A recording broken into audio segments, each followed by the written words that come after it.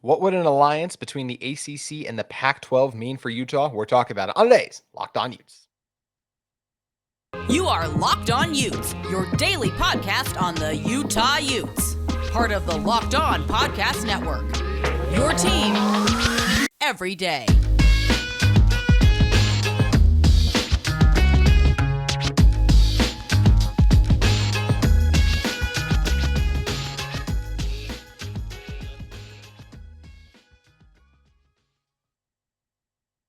Hello, everyone, and thank you for making Locked On Utes your first listen every single day. We are available on all platforms, including YouTube. Speaking of YouTube, want to thank all of you guys who could choose to subscribe and support our show. You guys can hit us up in the YouTube comments. Also, you can follow me at JT Wistrcill. My name is JT Wistrcill, former intern inside the University of Utah Athletic Department. You guys can also follow and hit us up at the show at Locked On Utes on Twitter. Today's episode is brought to you by FanDuel Sportsbook, the official sportsbook of Locked On. Make every moment matter more. Visit FanDuel.com/Locked On today to get started. On today's show, we're talking all things Utah and Pac-12 and ACC merger, what could potentially shake out from there. Also, a little bit on what conference Utah should want to join, and we'll close on something on Utah basketball. And in order to help me cover all of that, it's friend of the show and UteZone contributor Dante Guardi. And Dante, when talk about what would this alliance mean with the ACC and the Pac-12, what would it mean for Utah? I think it'd be a really good thing, honestly. Now, here's the thing we gotta say: all these alliance things, what do they actually mean? Because last year it was, or 2 years ago, I should say, it was August 2021, I believe, was around that time or just somewhere in that time frame that the Pac-12, the Big Ten, and the ACC all made an alliance just for the Big Ten to absolutely stab the Pac-12 in the back and take USC and UCLA. So it shows you how like hardcore these alliances or agreements can be. But who knows? Maybe this one would actually be a little bit stronger. But I think when you're talking about it for Utah, I think an alliance would be a really good thing because it means more high profile games. Look, there's some really good teams in the ACC. When you talk about Clemson, when you talk about Florida State, how their program's on the rise too, I think it'd be a really smart move for Utah in the conference overall to partner up with someone else as the SEC and the Big Ten just pull further away. I think it makes a lot of sense for the Pac-12 and the ACC to come together. And I think it'd be a really good thing for Utah to get more of these really prominent games. Could you imagine a week one game between Utah and Clemson? I mean, that would be incredible. Yeah, most definitely. And I mean, the ACC's got some fun places to go to as well. Florida State, Clemson, Virginia Tech, all those stadiums would be fantastic to open the season at or play a non-conference game at. And then going back to that August 2020, 2021 alliance that was formed, I mean, in that time frame, Utah never even scheduled a home and home or anything with any of those teams from whether it was the Big Ten or the ACC. You know, you look at the future, and there are some really exciting matchups that are currently scheduled, such as Arkansas, Baylor next year, Houston on the docket as well. So, I mean, there are some big time games coming up over the course of the next few years. And the Pac-12 didn't do anything when they actually had that alliance in place to make amends or make anything out of it with the Big Ten or the ACC. But with the ACC, I would be really excited about this merger just because the Pac-12 needs to make up some ground on the Big Ten, on the SEC, Definitely. if these teams really are going to make a splash on the national scene and make the college football playoff, whatever it might be. Keep in mind, the Pac-12 hasn't had a playoff team since Washington did it in 2016 when they went 12-1, won the conference, and ended up losing to Alabama team. But I think it would be a really good opportunity just for Utah to kind of keep their name in the national scene, kind of keeping up and having these big games week in and week out, kind of similar to how last year was. And if we're able to have a season schedule wise that was very similar to last year, or how this year's going to be, it would be really fun, you know. And not to mention, like we said, those spectacular scenes, those spectacular venues that the ACC has to offer, such as Virginia Tech opening night when they're blasting Enter Sandman. You know, it doesn't get better than that. Obviously, Clemson, Dabo running down the hill, all that fun stuff. And then the Doak over at Florida State is one of the best venues in college football. So that would be a really fun trip to go out to any of those three places. Even more, I love college football. And the more I get to see Utah play quality teams in the non-conference, the more I get to see them boost their resume and really show us what the team's all about, the more I like it. So I'm all in. Absolutely. And I can't even imagine what the Utah social media department would be able to do if Utah was able to beat Clemson with some of the fun Dabo stuff they'd be able to Yeah, make right. out of that. It'd be really cool to see. One of the things where this all comes from, by the way, is Sideline Sports Network posted something from Forbes. So Forbes reports the following: the Pac-12's media negotiation talks are likely to resume between the Pac-12 and ACC regarding partnership known as the APAC, the Atlantic Pacific Athletic Conference. Both conferences believe the merger would lead to great media deal in 4 years' time and would be in favor of seeing the two conferences merge together. We talked about strengthening up. I think one thing that's really interesting, if you guys go over to Sideline Sports Network, where I just read this report from Forbes of, is they lay out a map of kind of the Pac-12, and the ACC. One thing I find very interesting is that they did decide to include SMU and San Diego State on here, which does make a lot of sense, right? That if it's still called the Pac-12 merging, you want to get back up to 12 teams. We know that SMU and San Diego State are the most likely potential options. And I think there's a lot of excitement there too. So it makes a lot of sense that the Pac 12 would want to add those two teams. And I think it'd be great for them to stay at 12 if they were going to merge and have similar numbers to the amount of schools that the ACC has too, Dante. Yeah, I mean, I'm not exactly sure what all the intricate details of the merger are. Like, would they actually just make one super conference, or would it be Yeah. two separate things that kind of like play each other every now and then and kind of like keep each other up type of thing? Like, how would it actually go about? I'm not really 100% sure.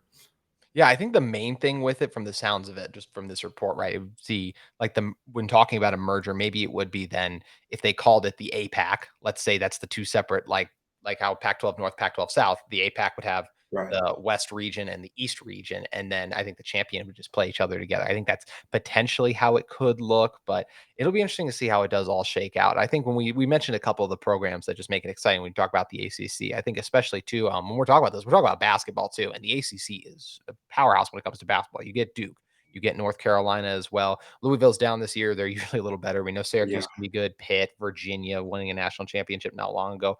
Florida State's down; they can be good. But for football, basketball, and all sports, I mean, the ACC does a good job in the other sports too. I feel like that's the one thing where Pac-12 is conference of champions because they do well in the other side sports. I feel like the ACC does a good job in those as well. So I do think it'd be fun, not just for the benefit of football, but I think there are other sports too, Dante.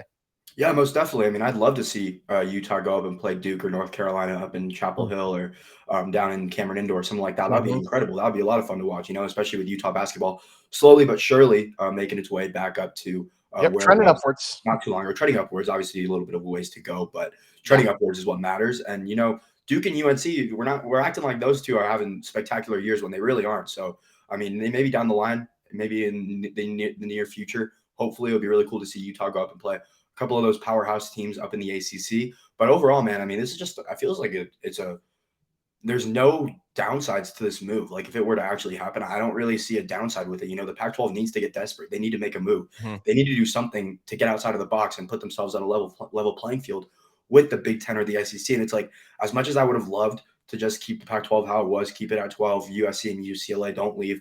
As great as that would have been, that's simply just not the reality anymore. And we kind of just have to 1000%. accept that. We kind of just have to move on and just hope that Utah can make a move to keep the trajectory going. The worst thing that could happen were to be if Utah football were to slow down on this incredible path due to something that they can't even control. That would be the biggest bummer out of them all. So the Pac-12 needs to do something. They're getting desperate. They need to do something. They need to somehow find a way to get their schools on the same playing field as USC, UCLA, and these other big time conferences that have been dominating college sports over the past few years. And I feel like the ACC is kind of in a similar position. So it makes all the sense in the world, man. Like there's no downside to this move. I think it'll keep both conferences in check. I think it'll give both conferences opportunities to win big games. It'll give them big TV games. I mean, everything possible with this move from a financial point of view, I think kind of checks out and I think would work out. But the thing is, if they were to actually merge the conferences together, I don't see a place for San Diego State and SMU.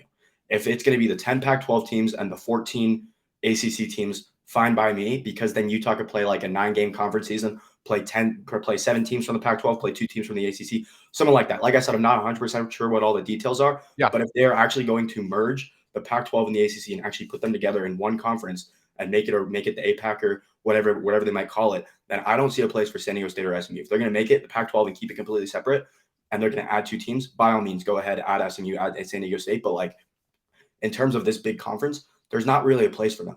Utah has 7 or 9 other teams that they could play in the Pac-12, and San Diego State and SMU aren't better than most of those teams. It would decrease Utah's value with their resume year in and year out. Whereas if they were to just keep it at the 10 and Utah were to play 2 teams from the ACC every year, I think that would be a lot better than playing 2 ACC teams and then playing SMU and San Diego State and then only playing 5 teams out of the Washingtons, the Oregons, the Washingtons, the Oregons, the Oregon State, teams like that, who have actually been playing very well lately, better by a long shot than SDSU and SMU are. So that's where I stand on it. I do think that this would be a good move overall and would offer Utah some really nice opportunities to get some big wins and stay relevant on the national scene, as we've seen Utah do over the past 4 or 5 years. Obviously, only missing out on the rankings one time since 2014 is a really, really big accomplishment, excluding the COVID year. So, I mean, Utah's up there. And at this point, it's just mainly just keeping the boat afloat and making sure the Pac-12 doesn't crumble and Utah comes falling down with it. Utah's just got to find a way to stay afloat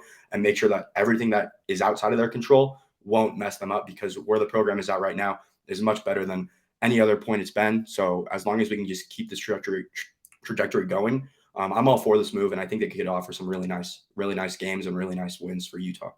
I think you make some great points, especially if you look at the short term, right? SMU, San Diego State, they won't boost it.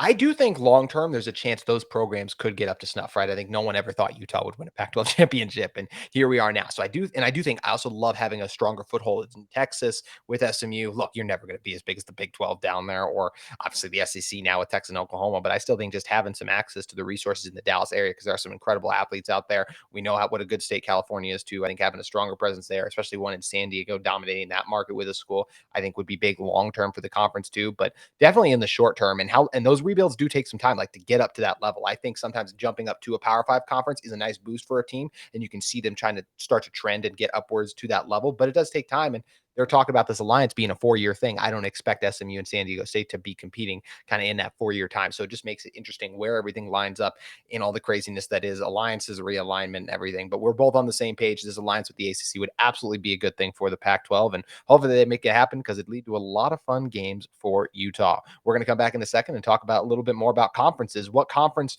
that Utah should want to join overall if they just had their pick and could go to any one of them. We're going to touch on that in a moment. But first, I want to talk to you guys about our friends at FanDuel Sportsbook. The midway point of the NBA season is here. Now is the perfect time to download FanDuel, America's #1 sportsbook, because new customers get a no-sweat first bet up to $1,000.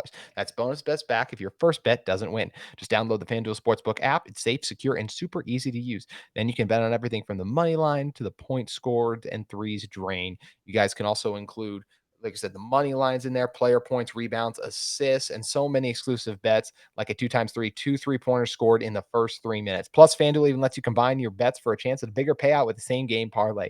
So don't miss your chance to get a no-sweat first bet up to $1,000 in bonus bets when you go to FanDuel.com/lockedon. That's FanDuel.com/lockedon to learn more. Make every moment matter more with FanDuel, an official sports betting partner of the NBA. All right, Dante. Come back in to take a look at this. And as we said, we're going to shift on and talk about what conference should Utah want to join. So if Utah was, let's just say they're a free agent, they can pick any conference they want to go to amidst realignment.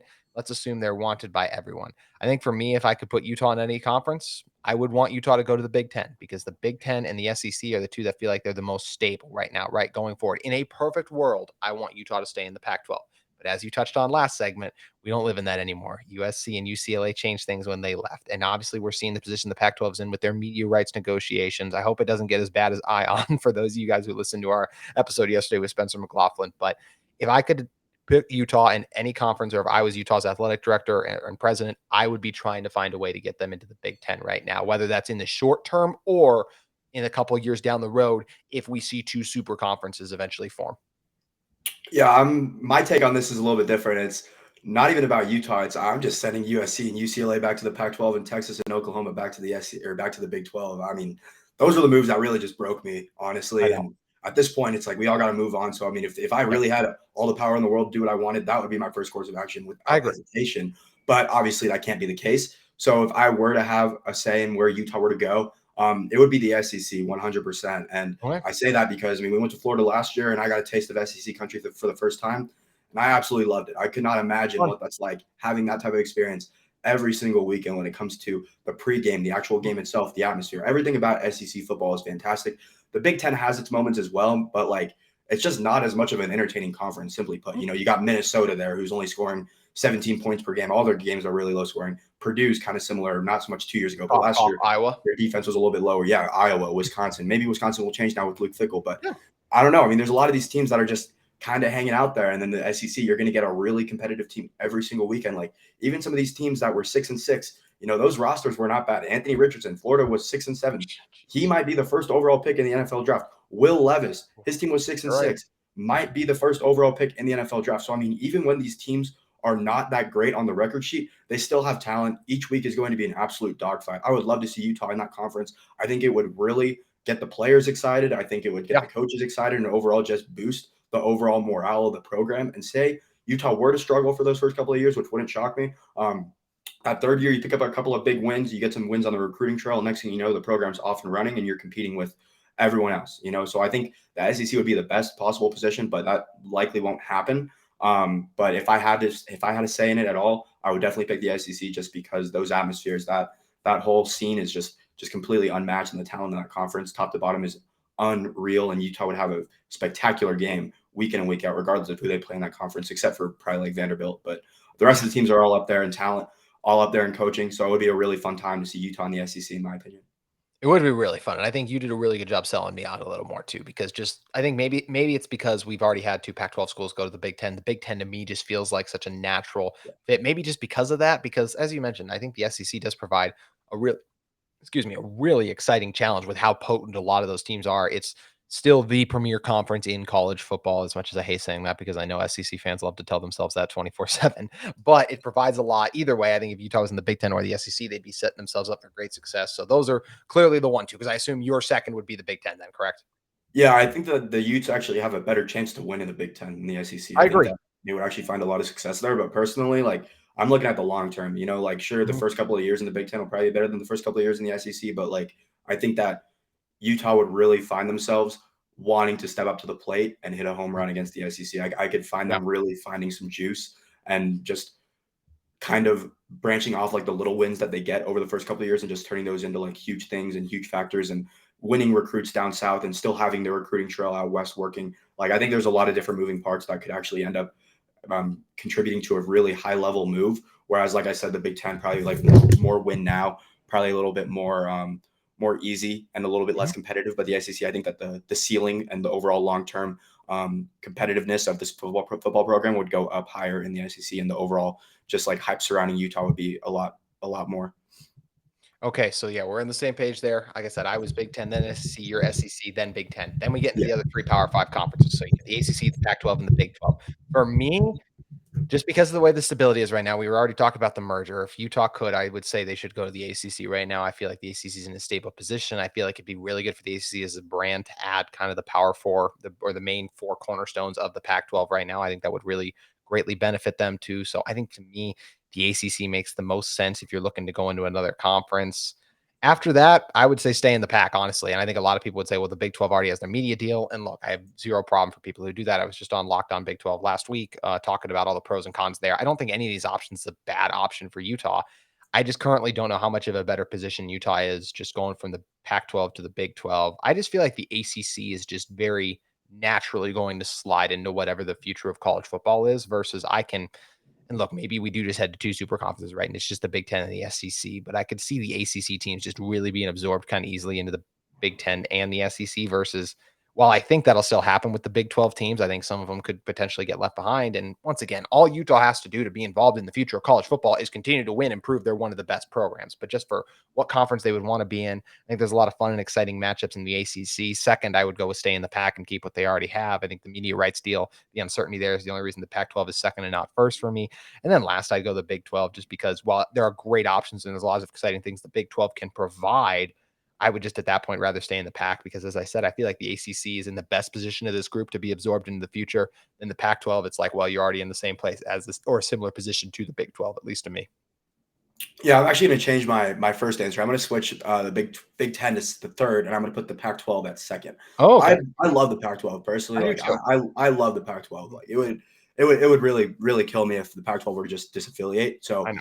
I mean, I'm willing for Utah to throw the kitchen sink at just keeping the Pac-12 afloat and really just buying into Utah, Washington, and Mhm. Oregon being the future of this conference. Maybe Oregon State too. I mean, they've had some really good years lately, and Jonathan Smith has worked wonders there given the talent that they've brought in. So I mean, maybe if they're able to get some steam on the recruiting trail, they could turn into a perennial Yeah. contender in the conference too and offer a fourth elite team. But as long as Utah, Oregon, and Washington all kind of stay together and kind of keep each other in check, make sure that they're all just like playing good football like year in and year out. I mean, I think as soon as one of them kind of has a year where they're going 7-5, 6-6, 2 years in a row, then things will kind of start falling apart. But as long as those 3 schools can stay around that 10 win mark, stay ranked, keep giving the conference good teams, then I think the Pac-12 could actually be set up for some moderate success, honestly. Because I mean, if Utah's able to keep scheduling non-conference like they have, like I said, you got Arkansas, you got Baylor, you got Houston, you got LSU down the line as well. I mean, these are some top tier non-conference games that Utah is scheduling, and if they're able to keep up with that, while also playing a little bit of a weaker conference schedule, but still having the Oregons and the Washingtons opportunities to pick up a couple of big wins year in and year out. I mean, if Utah's able to win 4 ranked games a year, then they're set in the clear. 4 ranked wins is right where you want to be. If Utah's able to win the conference too, I mean, people are acting like if Utah stays in the Pac-12, they have a 0% chance to ever make the college football playoffs, which is just not true. insanely false. If anything, it's easier because they're playing Yeah. worse teams throughout the year. Like if you go undefeated in a Power 5 conference, regardless of what the current state of college football looks like, whether you're playing in the ACC, Pac-12, you're making the playoff. So as long as Utah goes undefeated, they're making the playoff. And even with one loss, 2019. Exactly, man. Maybe Exactly. Morgan. I mean, the chances have been there. The chances have been there. Even with one loss in this new conference, the college football playoff is still in play. I mean, you're 12-1 with 4 ranked wins, being Washington, Oregon, and then a couple of other solid non-conference teams, whoever it might be. I mean, that's a playoff resume right there. So, I mean, people are acting like USC and UCLA leaving is going to it's going to destroy the conference more in terms of just overall reputation than it will the actual conference itself. People are overreacting to this by miles. UCLA has never won the Pac-12. UCLA has never won the Pac-12. They made it to the conference championship, I think, 9 years ago when they had Brett Hundley. And after that, they haven't done anything. USC won the conference, I think, in 2017 was the last time they did it when they had Sam Darnold. I mean, and since then, they went 5-7 that one year. They had JT Daniels. They went 4-8 2 years ago. And now all of a sudden they bought all their players and they're back to prominence. But like, we're acting like these programs have been so elite and just carrying the Pac-12 when that's simply just downright false. Washington's made the playoff. Utah has gotten really close to make the playoffs in 2019. They've made the last 2 Rose Bowls, and they've made the last 4 conference championships that they've had an opportunity to make. Utah's been carrying the Pac-12 South on its back for the last 5 seasons and hasn't gotten any respect. And all of a sudden, USC and UCLA leave, and all of a sudden it's, the Pac-12 is dead. Not even close. The Pac-12 is going to be fine as long as the higher-ups and the people that control the money just be civil with it. They can't – I mean, they just can't make a bad decision. They can't do anything to really put the conference in jeopardy because that's where things go south. I like the move that they're thinking about making with the ACC because it's still thinking outside of the box, but there's also so many more pros than cons with it. And it helps out the schools first. It helps out Utah. It helps out Oregon. It helps out Washington, getting them these staple, really elite wins early in the year to kind of set themselves up for success and get a spot in the college football playoff. So, I mean, personally, I like the Pac-12. I hope that it does stay intact as much as it might not, but we'll see. So I'll say SEC first, Pac-12 second, Big Ten third, and then I'll go ACC just because I think that there's a lot more freedom in the recruiting department when you go to the ACC rather than you're just going next door to the Big 12. It's not like those are extremely elite places to be grabbing college players outside of the state of Texas. It's pretty average, I'd say. Whereas you go to the ACC, I mean, Florida, Utah already recruits very well out of Florida, but I think that they'd be able to take that next jump if they were to go there and really just pound that state and just get the absolute best players out of it like they already have kind of been doing recently, but even to a bigger extent, which would be even better, obviously. And then you also think about like the DMV, Delaware, Maryland, Virginia, that has some very underrated players. Like that Virginia Bay Area, they've had some real studs come out of there. Michael Vick was from there. I mean, they've had some ballers. Allen Iverson too, obviously not football, but I mean, they've had some studs come out of that area. So I mean, there's a lot of opportunity for Utah to make a splash in recruiting if they were to join the ACC. And I think that recruiting impact would be better there than it would be if they were to just go to the Big 12, because also in the Big 12, you say you're playing in the state of Texas, say you're trying to get a kid from the state of Texas, you still got to out-recruit Texas. You still got to out-recruit Texas Tech. You still got to out-recruit TCU now, who apparently has all the resources in the world. And I mean, there's a lot of schools there to out-recruit. And I think that there's just more freedom and more upside in terms of recruiting in the ACC. And then it's like, you look at the competition of the conferences, like I take Clemson and Florida State over anyone in the new Big 12 personally. So I think that the upside for recruiting and the upside for just overall better wins and better competition is in the ACC. So by default, the Big 12 gets last. Well, first of all, tell them how you really feel, Dante. That was quite the rant. I'm sorry, but I liked it. That's what I was saying. I liked it. I think a lot of people share your Pac-12 passion, and I agree. If I was the commissioner of college football, let's say for a day, as everyone likes to say, I would agree. I would just send the teams back and then have things be the way they were. And it is unfortunate. You're right. The conference itself will still be quality football. it's just as unfortunate that, look, when it comes to media and everything, right? No matter how good Notre Dame is each year, no matter how good Texas, Oklahoma, all these schools, people want to tune in to see them. So it's unfortunate that USC and UCLA are still living off that reputation. Although I will say both those programs obviously coming out very strong years. USC set up for a lot of success this season. UCLA might be a competitive rebuild. We'll kind of see as obviously DTR is gone, but they got some exciting players still coming in. So we'll see what they're capable of. So just sucks that they have the name power that hurts the conference so much that they left. And anytime you leave a conference behind, then people kind of look at that conference differently and negatively. But I definitely agree with you that there's still some really strong programs in the Pac-12, and it's going to be a lot of fun because hopefully the conference can stay together. And I still have fingers crossed the next 2 weeks we'll see a media deal. So we'll see how it all plays out very soon. We're going to come back in a moment and talk about Utah men's basketball and the disappointing weekend they had against those two California schools in USC and UCLA. But first, I want to talk to you guys about our friends at UCCU. UCCU is opening a new branch in Vineyard. To celebrate, UCCU is giving away a 2023 Kawasaki Terry x4 UTV. Vineyard is one of the fastest growing cities in the state. The new branch offers all the benefits of a UCCU branch: multiple drive-up lanes, 24-hour ATM, and UCCU's brand new interactive teller machines, or ITMs for short, which provide all the benefits of meeting with a real UCCU professional, either in the branch or right from your vehicle. It's a virtual connection to a remote teller with a highly personalized audio and video connection. So celebrate the new Vineyard UCCU branch. Enter to win a 2023 Kawasaki Terry x4 UTV. Winners will be announced in April, just in time for summer fun. So stop by UC's new branch in Vineyard, conveniently located next to the Megaplex Theaters and Topgolf, or enter at uccu.com. You don't even have to be a member at UCCU to enter, and there is no purchase necessary. UCCU, love where you bank. Dante, it's a tough weekend for Utah basketball. A couple of disappointing losses, but I say disappointing, but at the same time, like if you had said going into the season we were going to lose to USC and UCLA, that's not where it was disappointing. I think everyone was just kind of hopeful because of some of the signs we've seen from this team to have fun and like get some upsets on the season that maybe there was a chance they could pull one of these out. Unfortunately, it wasn't the case. The USC loss was not close. The UCLA loss got close late because of some fun theatrics, but ends up falling. It's just a reminder that while Utah took a great step forward this season, I think they're currently 5th in the Pac-12 right now. They were picked to be 10th overall. So still a really strong season for Craig Smith and his team. And who knows if Raleigh Worcester and Gabe Madsen were healthy. If they don't win a couple more games, they probably would have had a chance in a couple of these that came down to the wire late. So, but that's the hard part. You got to navigate and deal with injuries. Every program does in college basketball. So a couple tough losses, and just reminds you this team still needs a little bit more to go. But I think the biggest takeaway I had from these games was just Mike Saunders, man. I mean, how much fun was it to watch him get out there? He had 25 in the first game. He had 19 points in the second half against UCLA.